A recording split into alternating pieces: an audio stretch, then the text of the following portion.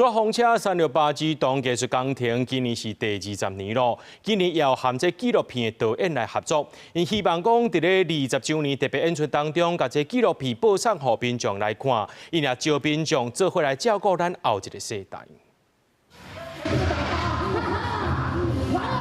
唔惊上头灵，勇敢业武去挑战。东极科的冒险故事是左风车每一场368自动艺术工程的开场表演，希望传达相信家己坚持到底的精神给囡仔。左风车嘛邀请导演杨立洲，用5年的时间，甲剧团的演出过程拍出纪录片，把握我们今天的这一场演出。好，来吧！ 谢谢大家一起哦，我们368乡镇市区儿童艺术工程，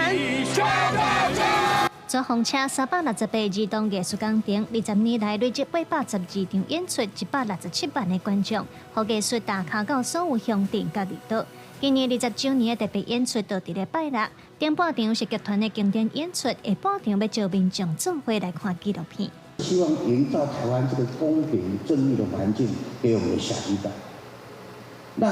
纸风车走的路，就是我们讲的文化平权、艺术平权。我们把这样这么美好的艺术的东西，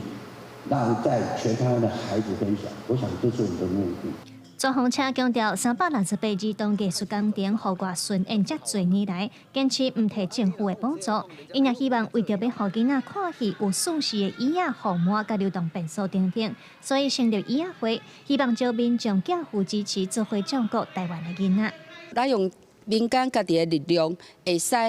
为咱的囡仔来看顾咱的囡仔，所以咱家己来捐款，家己来演出，